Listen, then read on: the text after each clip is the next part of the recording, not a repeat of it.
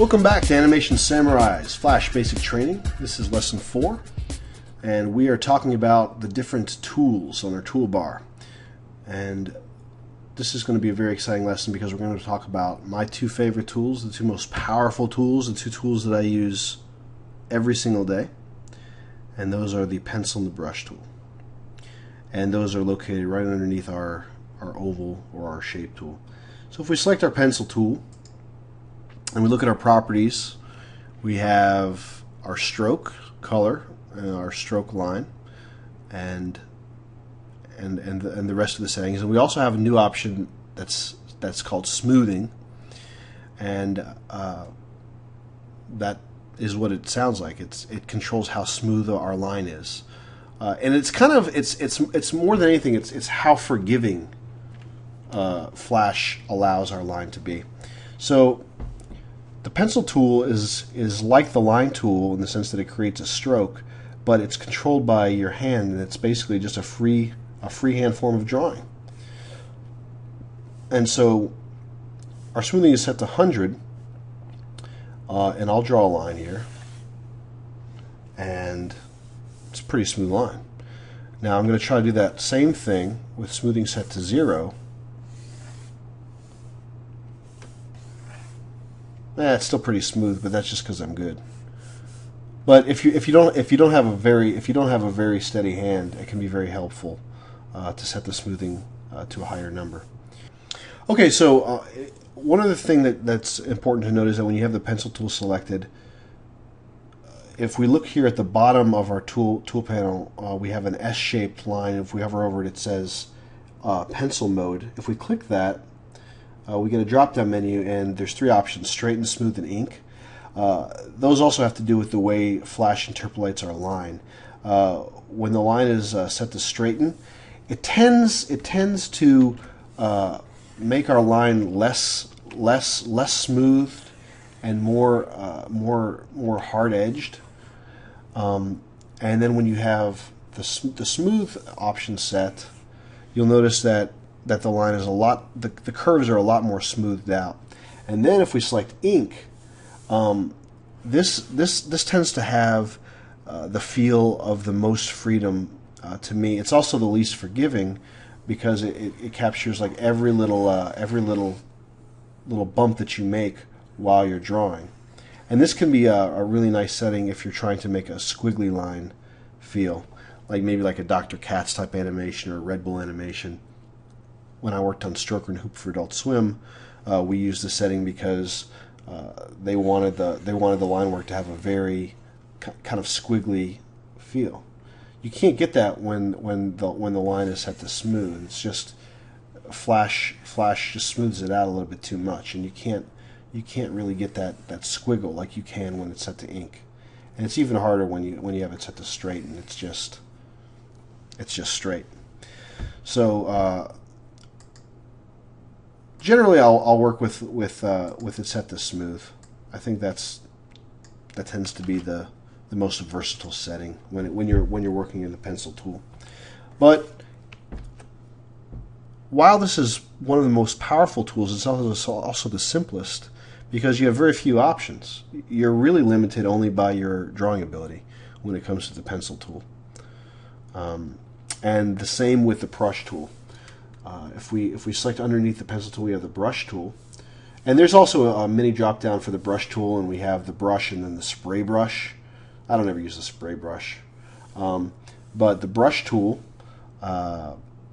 is like the pencil tool in the sense that we have complete freedom to basically draw whatever we want, but instead of using a line, it's using a fill to create a mark. So based on what our fill setting is, that's going to be the color of our line. We can set the fill to like blue or green, and when we make a mark, we'll notice that it's green, and it's a green fill. Whereas if we're using the pencil tool and we set our stroke is set to black, we can set that, if we set that to like red, it's red. But with the pencil, the mark that we make is a stroke, and with a brush, the mark that we make is a fill. And you'll notice with the stroke, if you have the selection tool selected, you're able to hover over those lines and pull parts of the line, and you'll get these curves. And that's going to come into play a little bit later when we talk about how we draw in Flash in a controlled manner.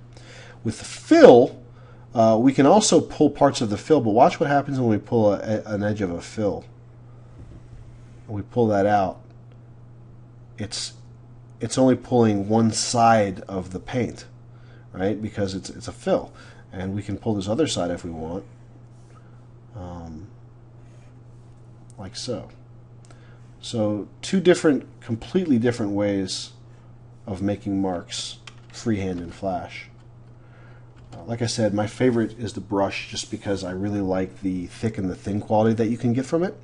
And you'll notice instead of the straighten, smooth, and ink option, if we look at the bottom of our toolbar here, we have the bottom two.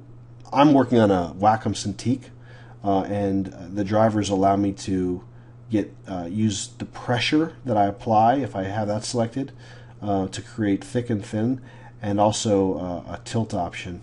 So now when I make a mark using the brush tool, the lighter that I press, the thinner the line, and then the harder I press, the thicker the line, and you get this beautiful line quality. And I love that. It's the closest, in my opinion, that you can get to actual drawing in Flash with the brush tool. So we'll go back to black. Couple other, if we look at our properties in the brush tool, we have our smoothing option here. I have that set to 40. I generally keep it around 40.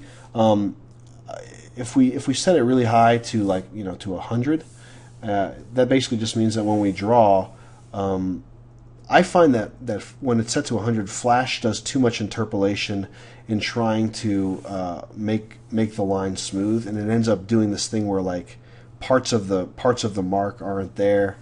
If that's the look you're going for, that's great. But I like to keep mine set at around 40. If we set it all the way down to 0, you'll notice that it's just Flash does very little with it. In fact, it does so little with it that we get almost too much variation in the line quality, and it's almost like too bumpy, right?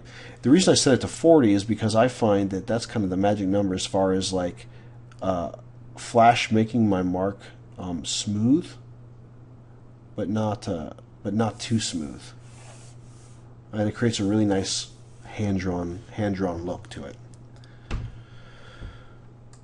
So that's a brief overview of the pencil tool and the brush tool, and like I said, those are my two favorite ones. Those are two simple ones, and they're the most powerful because it's really left up to you. The better your drawing skills are, the more you're going to be able to get out of those two tools.